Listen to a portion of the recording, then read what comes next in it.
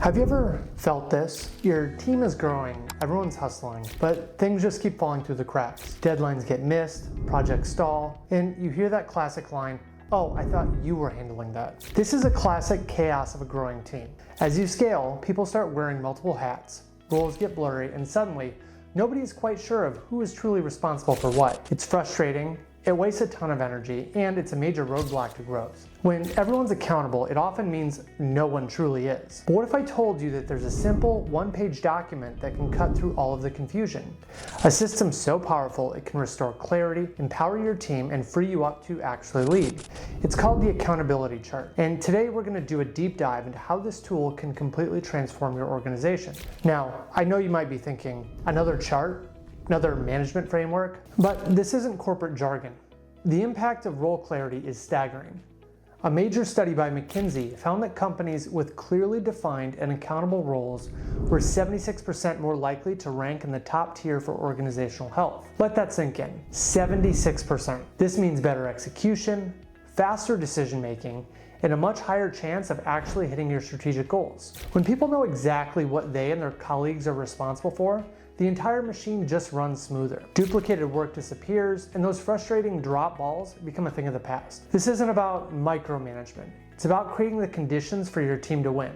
So what exactly is an accountability chart? And how is it different from the traditional org chart we've all seen? Well, a traditional org chart tells you one thing: who reports to whom. It's a map of the hierarchy focused on titles and the chain of command. It's useful, but it doesn't tell you exactly who's on the hook for specific results. An accountability chart, on the other hand, answers a much more important question: who's accountable for what? It's a complete shift in focus. Instead of job titles, it outlines the major functions of the business, the core pillars that make everything work. Think of things like sales and marketing, operations, and finance. And under each function, it doesn't just list a person's name. It lists 3 to 5 critical outcomes that role is responsible for delivering. So instead of just seeing marketing manager, you see the results that person owns. It's a clarity tool designed to make sure that every single critical outcome in your business, one person is answerable to. The buck stops with them. All right, let's get into the 5 key levers that make this tool so effective. The first and probably biggest mindset shift is the idea that putting structure first and people second. I know it sounds counterintuitive, but stay with me. When building your chart, you have to forget about the people on your team right now. First, define the absolute best structure for your company to succeed. What are the essential functions or seats the business needs to thrive, regardless of who's currently there? You design the ideal machine first. Then, and only then, do you start putting people's names on those boxes. This forces you to be objective about what the business truly needs, not just what roles people happen to be in today. This is how you get to that famous state of having the right people in the right seats. The next lever is a golden rule, and it's non-negotiable. One person for one seat. Every single seat on your chart can have one and only one person accountable for it. The moment you put 2 names in one box, you've created confusion. Who makes the final call? Who's ultimately responsible if things go wrong? You're right back to the "I thought they were handling it" problem. As the experts from EOS say, if everyone is accountable, no one is. This doesn't mean people can't collaborate.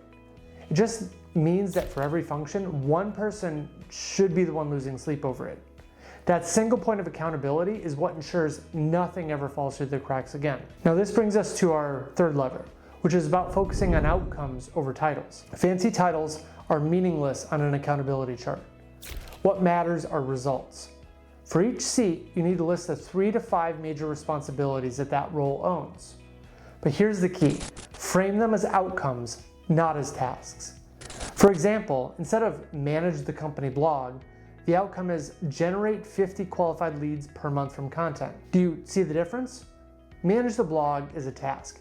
Generate leads is a result that drives the business forward. When you define roles this way, everyone knows exactly what winning looks like for them. The fourth lever is to keep your chart lean and let it evolve. Your first accountability chart shouldn't look like a Fortune 500 companies. Keep it simple. Most businesses can be broken down into 3 to 7 major functions. You can always add more detail as you grow. The key is that this chart is a living document, not a stone tablet. You should be reviewing it every single quarter. As your strategy shifts or your team scales, you update the chart to reflect that new reality. This ensures that clarity keeps pace with your organization. And finally, our fifth lever is remembering that accountability does not mean isolation. It's crucial to understand that assigning a single owner doesn't create silos. In fact, it does the opposite. When the roles are clear, teamwork gets better. People know their lane and can trust that their colleagues are handling theirs. This frees everyone up to collaborate with confidence. There's a great quote that sums this up perfectly. In a healthy organization, caring is shared, but accountability is singular. Everyone can care about customer success, but one person is ultimately accountable for that net promoter score. That clarity is what creates freedom and trust. Okay, theory is great. Let's make this practical. I want to give you a simple 4-step action plan to build your chart. First, you want to define your core functions. Get in front of a whiteboard and map out the 3 to 7 major functions your business needs to operate. Remember, structure first. Common ones are sales and marketing, operations and finance. At the top, you'll likely have an integrator, the person who harmonizes all the functions. Once you have these functions, the second step is to list the key outcomes for each one. Under each function, list the 3 to 5 most important results that seat is responsible for. Use that outcomes over tasks mindset we just talked about earlier. For your third step, it's time to put the right people in the right seats. This is where you finally start filling in the names.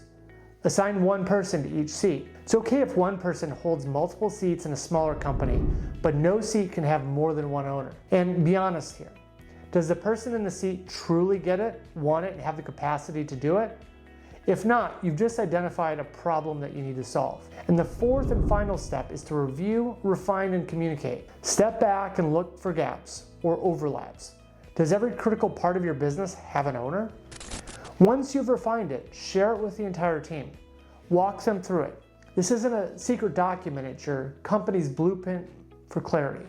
The accountability chart is so powerful because it's so simple. It turns a complex web of team responsibilities into a single, clear picture that everyone can understand.